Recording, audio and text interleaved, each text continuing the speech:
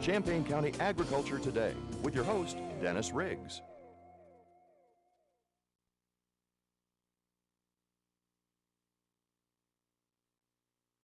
Hello and welcome to Champaign County Agriculture Today. I'm your host, Dennis Riggs, and I'm glad you tuned in today because we're going to be talking about one of the most important things that happens to agriculture commodities here in East Central Illinois. They get consumed. Yes, that's right. You see the crops growing out there in the fields, you see them moving around. How does that grain that you see growing in East Central Illinois actually get moved from the farm where it's grown? And oh, by the way, farmers don't just make the bread and make the products anymore. They actually have to move it to somewhere else to get it into the marketplace. We're going to find out what those commodities are and how they're transported today on our program. So if you have anything to do with the transportation business, maybe rail, barge, maybe even highways and such, we're going to explore that more in depth today on our program. So sit back and relax. We have some interesting information here for you today. On our program today to talk about that, we have two guests that just tickled to death that they got here. They've driven a long way to come in and be on our program today. We have Dean Campbell with the Illinois Soybean Association. Good to have you with us today, Dean. Glad to be here. Good, good. And Tim Lentz, did I pronounce that right, yes. Tim? All right, with the Illinois Corn Growers Association. So we've got corn and soybeans represented here today. Of course, the majority of the products we grow here in East Central Illinois. Let's get started with some introductions. Dean, I understand you've been a farmer or known about farming for a long time, and yet you also share your time with the commodity organization. Give us some background about yourself. Okay, I currently live on the family farms, been in the family for over 150 years, right where the operation is. Farm about 2,000 acres in southwestern Illinois, Randolph County. Mm-hmm. Serve on the Illinois Soybean Board and also represent Illinois soybean on the Soy Transportation Coalition. That's a 7-state, and along with United Soybean Board and American Soybean Association, and our thrust there is to look at transporting what it takes to transport soybeans from the field to the consumer, wherever that may be in the world. Well, you've got an interesting double job there. Number one, you get to grow the soybeans. Right. Number two, as a board member of the Illinois Soybean Association, tell me, what does that organization do? Just encapsulate what its main thrust is. Okay, we represent both a membership organization who is a voluntary membership, and through that organization we do lobbying and that type of contacts with legislators, furthering our goals through policy development. And then we have a two-sided hat. Then we also serve as the operating board for the checkoff that each bushel of soybeans that's sold in the state of Illinois has a 0.5% checkoff off its value, and that goes into funds that we then disseminate for research, education, information type activities. You know, that's a concept that our viewers may not be too cognizant of, that you think about farmers that are growing a commodity just like a businessman might sell ice cream or might sell cars or whatever. As a farmer, how do you advertise your product? So is this kind of a farmer, how they advertise their own product? Yeah, it's not only advertisement, getting information to the general public, but information back to our fellow growers in the state. As I said, each and every person contributes to that checkoff as they sell a bushel of beans. It's mandatory by law that be checked off. So those funds also go into research, and we fund a lot of projects here at University of Illinois, at SIU, Western, and Illinois State, along with some private research activities, depending on what the project is. If we feel it benefits soybeans and we have funding available, we support those type activities.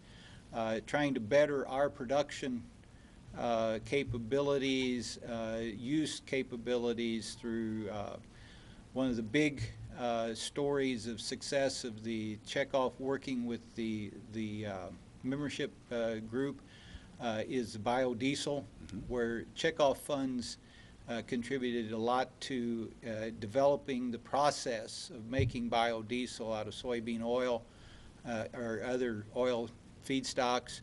And then the policy development group going to the legislatures to get tax incentives to help that industry get started. Sounds like a big plate, a lot of things going on Right. in the soybean side. Well, we know you grow soybeans. Do you grow corn too?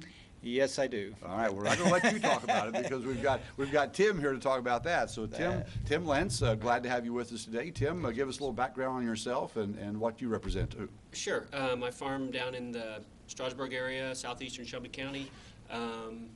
Been farming full-time close to 10, 15 years. Worked off farm a little bit before that to try to, as a lot of people do, build up enough acres to be able to make a full-time job out of it. I have a similar size operation to Dean, a family size operation. Those are getting larger though, and they're still a family operation. It's just basically myself, my dad who's retired helps a little bit. I have a father-in-law who's retired, helps a little bit. Have a little part-time help, but just a single family has to cover a lot of acres anymore. So do that. Am a District 11 Director for Illinois Corn Growers Association. Somewhat similar to beans, but on the association side, we are separate from the checkoff side. We work a lot together. They do some funding for us on our education process. The Corn Growers Association, we have about 5,000 people in the state. Again, it's voluntary. People pay a membership dues, but we do a lot of policy development. Hate to call it lobbying, maybe that has a negative connotation. Contacts, with our legislators, make sure they know, kind of the whole story. They hear one side of it. We try to inform them. We've done a lot of outreach to our urban legislators, and that has all been very good response. At least they might not exactly vote the way we want, but they do usually listen and say, hey, we understand. Sometimes if it's good for Illinois, it's good for, maybe even urban people. So once again, this is an organization that helps farmers promote their own product. Exactly. And we work closely. Corn also has a checkoff. The money can be spent a little bit different than soybeans. They can't do production research. I think soybeans, helps in production research. The corn side pretty much is just education, promotion of markets, market development, things like that. So, so to help that, the Illinois Corn Growers Association, sometimes we'll help the Corn Marketing Board with some of those projects. So we kind of work together and work with soybeans on a lot of projects also. So I'm going to ask the inverse question that I asked Dean. Tim, do you grow soybeans on your farm? Sure. Okay, so we're kind of all one big happy family, but you've taken corn on as a specialty interest, and Dean, you've taken on soybeans. Right. Well, that's a great mix. It shows that is it about a 50-50 blend, or in your operation, Tim? I'll ask you first. A little bit, little less soybeans because I do a little bit corn on corn, and then I have a little bit of wheat too. I'm far enough south. We do a little bit of wheat and have some livestock, so we need the straw. Depending on the economics, we can go corn on corn. We're not in as good a ground as in Champaign County here, but we can go corn on corn. But soybeans and corn rotation is actually probably the best. So your decisions oftentimes are based on market situation, who's out there that needs the product. Sure. Farmers don't just plant the same thing over and over again. It can change. Dean, how about on your operation? A lot the same thing. We've got some of our ground is more conducive to corn bean rotation.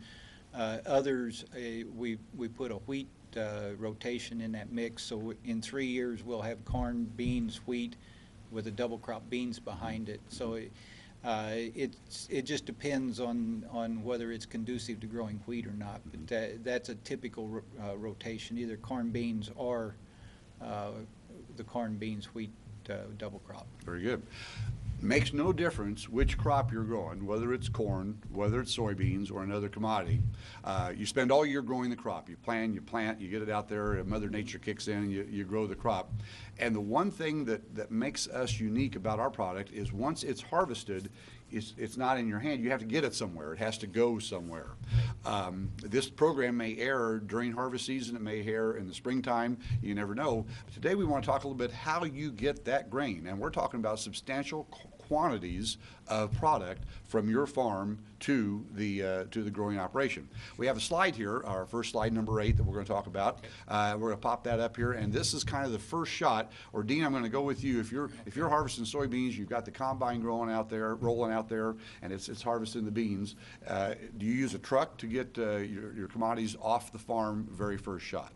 Yeah, most of our transportation is done with a truck, similar to what's on the screen. Semi is very popular in our areas to come out of the field to storage or to the local market, and that's one thing the Soy Transportation Coalition, we consider our view from that plant in the field. That's where transportation starts until it gets to a consumer in some form, shape, or manner. Another method that maybe a lot of people that are watching our program today that have been removed from the farm for a generation or two, remember the tractors and the wagons? Sure. That's still used today. Dean, how about on your farm?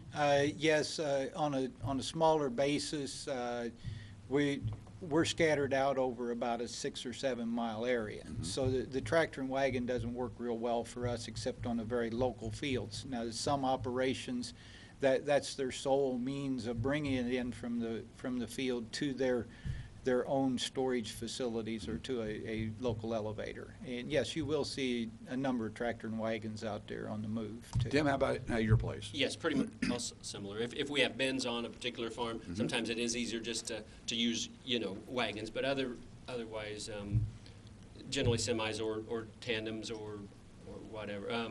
You see a lot more farmers having semis, which really just increases, the efficiency. It makes it more efficient. That semi's pulling, I would say 80,000. I'd say 72,380. Because that's which is the law. Exactly right. And getting pretty much the same mileage as a, gas truck did 20 years ago, hauling 300, bushel. So it's an efficiency thing. Exactly. And speed also, too. The semis can roll, especially empty, can come back at a full 55 miles an hour, whereas the old grain trucks, 55 was almost like an amusement ride at the county fair, possibly. In a safer manner also, like you say, exactly. Yeah. So this is the method. The truck that we saw just a little bit ago on the screen was is mainly how farmers are getting their crop from the field, right off the combine, to the first point of processing. What is that point, Tim? What do we call that point where farmers take their crops the very first time? If it's not to the grain bins on their own farm, what's it called? Is it local elevator? What's the name for it? Probably local elevator, especially during harvest, just for time-wise. Now maybe we kind of are just starting to harvest beans here and there. So I would call our maybe terminal markets I'm 50 miles south of Decatur. I'm 45 miles north of Farina, which is on a good rail, goes straight to the Gulf. So that's what I would call my terminal markets, I guess. That's as far as we would haul it. Probably not during harvest. If we're not real busy, maybe we would. But during harvest, we go to either on-farm storage or to a local elevator. Several that are 3 or 4 miles away. Right. I know as I talk to people about farming, a lot of times they say, well, who owns the elevator? Why is it there? What's their job? Dean, how would you answer that question? Well, it depends how the locale is. In the 80s, my brother and I were involved with a small country elevator on our farm. It ranges from that to the local co-ops, whether that being a county-wide operation or a regional operation. They're becoming more, multi-county. Growmark is a parent of a number of those local co-ops. To the larger name grain facilities, the Bunge's, the Consolidated Grains, the Cargills. Which are more of the privately held, privately owned, rather than farmer cooperatives. Right, and those facilities are usually tied with an export market or maybe even a worldwide operation, whether that be South America, Europe, over in Asia.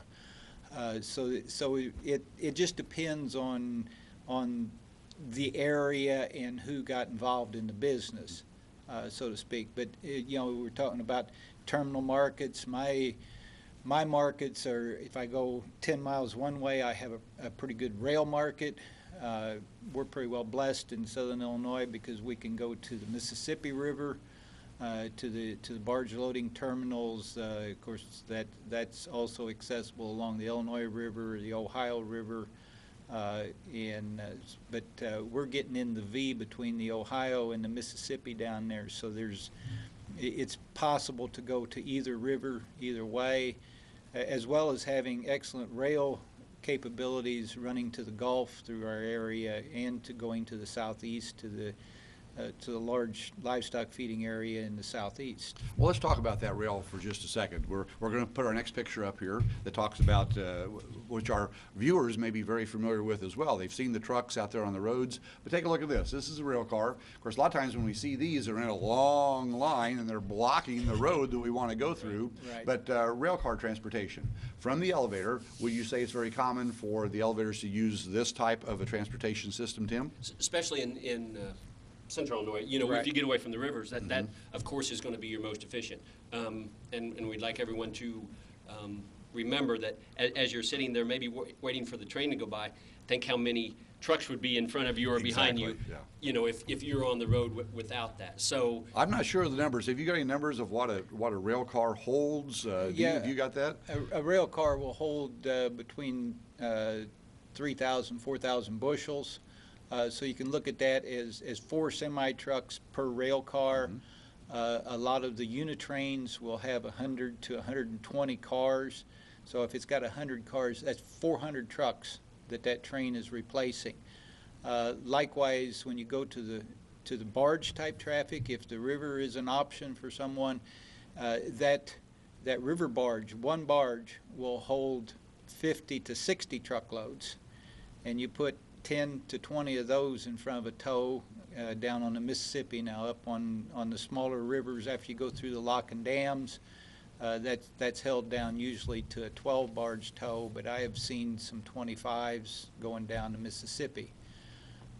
So that you know, you can look at efficiencies. I've heard some numbers where I believe 1 gallon of fuel will move 1 ton of grain, something like 500 miles on the river, roughly 300 miles on the railroad, and about 60 miles on the highway. Yeah, So- big efficiency there difference. So it's locale and efficiency. If you're close to the river and it is working for you, that's your most efficient mode of transportation.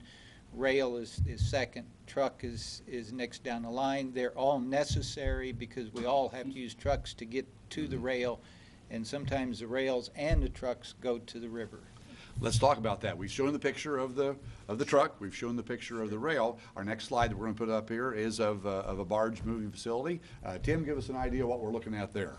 sure, as Dean said, you know, that's basically your, I call it tugboat or Right. you know, pushing the barges down the river. I think both of our organizations have been very engaged in getting what I know we're not supposed to use acronyms, but WRDA, we called it, the Water Resource Development Act, which actually authorized redoing the locks and dams on the Upper Miss and the Illinois River so that these tows could stay together in 1,200 feet units, as opposed to now a lot of, well, all of the locks on the Illinois River and on the Upper Mississippi are only 600 feet long. So that creates a lot of inefficiencies. They have to break those tows apart, tie them to the side of the river, you know, put them back, take them to the barge, put them back together. You know, and you look at, you know, environmentally sensitive areas. You know, you've got tugboats that are churning, you know, along the rivers, you know, along the side. You're just disrupting, you know, the flow of everything. You're hurting the riverbank. If we could get these locks expanded, they just smooth sailing, kind of like, you know, if you're going through a stoplight with a car, you wouldn't want, you know, you have to stop twice, get out, you know, run around the car a couple times, get back in. That's not efficient. And we know we all grow commodities. Is you know, we're not differentiating. My corn isn't differentiated from Dean's or his beans. Right. So the lowest cost producer wins, every cent that we can save on transportation costs, goes back to the farmer, or it makes our grain cheaper to provide, some hungry person, a little bit cheaper grain somewhere in the world. So we think that was a win. It actually got authorized. Now, of course, we're trying to get funding. Working Right. on that. And I'm sure Dean's transportation group, that's a large part of it too. A large thing that we look at, yeah. So yeah, the river, the river is the most efficient. We think, and definitely the most, environmentally sensitive, from CO2 emissions, from, keeping things off of, roads. It doesn't tear your roads up. It's just so, it's a win-win for everyone. A lower carbon footprint, I believe, is what Exactly. people talk about. That's a very good way of putting it. Yeah, and something that, some people may be wondering, okay, we put it on a truck, we put it on a rail, we put it on a barge, where does it go from there? Exactly. It's either going to a processor, whether that be an ADM in the Decatur area, or to an ethanol plant, or to a biodiesel plant eventually, or it may be going to export. Roughly half of our, give or take 10–15% of our production goes overseas, to whether that be China, Europe, wherever it may be, to foreign countries. Well, that has to go across the ocean. So a lot of those tows are going, on our river system, are going to New Orleans. They'll be transferred to the large ocean-going vessels, and either that or the rail a lot of time is going to what we call the PNW, the Pacific Northwest. There they unload the train, put it right on the ocean-going vessel. So you're getting ahead of me just a little bit. I want to Sure. get to that in just a second. But Okay. a concept, and a wise elevator manager told me one time, this grain that farmers grow has no value until it's consumed. Right. Exactly. We can roll it from a truck to a train to a boat, but until it gets to the end user and consumer, it really doesn't have a value, and that's what we're trying to do in the most efficient method. We talked about the locks and dams. If our viewers have never seen anything like that, our next picture is going to show a picture, because that is such an important part of moving on the rivers. We think you just go downriver from Chicago to New Orleans, and it's a one flow. Oh, no. It doesn't happen like that at all. Slide number 4 that we're going to put up right now is a picture of a lock. This is where the river changes height.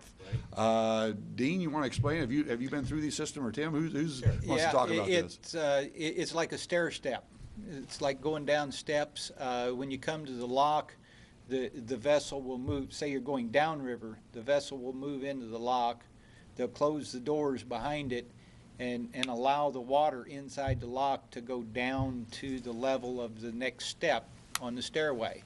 And then they'll open the lower doors, and the vessel moves out downstream until it comes to the next step. And then it's a similar process over and over. And this is where it's, as Tim was saying, is very important to get the larger locks. A simulation, it would be if you went to the stoplight in the car going, you'd have to stop, unhook the little trailer that you're pulling, and take your car through the stoplight, get out, go back and get the trailer and bring it through, hook it back up to your car on the next cycle of the stoplight, and then continue on down the street. That's a very, very good simulation. So it's very important that we have these working. These have been in the system for 40 to 50, some of them 60 years. They are getting a lot of wear on them, and they just need rehabbed and to keep our system going. If they would fail, I saw a figure, and I want to say it would it's like it would add 10,000 trucks to the road if one lock and dam would fail in the system, because it's like a chain. If one link breaks, the whole chain falls down, and you have to put it back together before it can pull its weight again. American agriculture has a very good chain for our transportation network, and that's one of the reasons that American agriculture shines as compared to some of our foreign competitors. Right. Okay, we get through the locks and dams, head on down. We're going to go to picture number 2, which gets us actually to where, as you talked about a little bit ago, half of our production goes to, Sure. and that's to overseas. So if we get picture number 2 up here, we actually have an ocean-going vessel that's being loaded alongside of it could be the Port of New Orleans, it could be Right. out west. Tim, why don't you take it from there? What do we see happening here? Sure. Just wanted to make one thing clear. Half of beans get exported, corn only about a quarter. About a quarter, to okay. 25%. Yeah. So Right. there is a big difference. Of course, it gets loaded here, goes then it might go through the Panama Canal, which they are expanding to be able to take larger ships currently.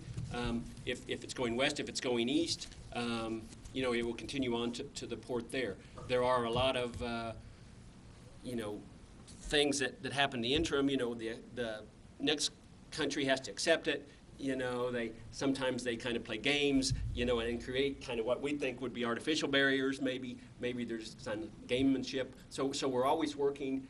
Would we call that politics? Exactly. Maybe some politics involved. To smooth those processes, out. As you say, it's not worth anything until the end user gets it. So if it's sitting on a ship and there's been problems that can't be smoothed out, it's hurting, farmers. It's hurting the consumers on the other side that want the grain or that want the soy meal or soy oil or whatever. So yes, it's then it becomes world politics and it's kind of. It's a long ways from Central Illinois, but it all flows back to affect us as producers. So. Well, gentlemen, we've talked about the process. We've gone through it. We're just about out of time. Tell me about the future. Do you see American agriculture, soybean, corn, producing for the world market in the future also, or are we going to pull back? Dean, what's your thoughts there, just real quickly? I think that we are producing for the future. I've forgotten the numbers, but they're projecting a doubling of the world population in 50 years. Those people will need to eat, and we have a very good production system here. I think we'll see producers worldwide teaming together as the corn and soybeans have here in Illinois, as producers in Illinois and Iowa and Indiana and other states have joined together as a group from our country. I think we'll see a worldwide cohesiveness among food producers and sharing the load worldwide, but we are in the breadbasket of the world. Kind of nice to be sitting there, and Tim, corn, Sure. the same story. Corn's Sure. going to be a worldwide market. Yes, it continues to be, and then while we're talking about transportation, we're increasing yields. They're talking about by 2030, a 300 bushel corn. That just puts more stress on transportation. You're hauling more bushels, more poundage. So that's why Right. beans are trying to be out front on this. Corn, we've been trying to do things because we just know it's going to stretch the transportation system even more. Right. Well, as we stretch the transportation system, I wish we should stretch our time and Right. talk about this more. But gentlemen, thank you so much for being with us today. We appreciate your insight into the commodities, and thank you for learning about what's going on in the transportation system as we move our commodity from farm to the final user. Tune in again next time on Champaign County Agriculture Today. I'm Dennis Riggs.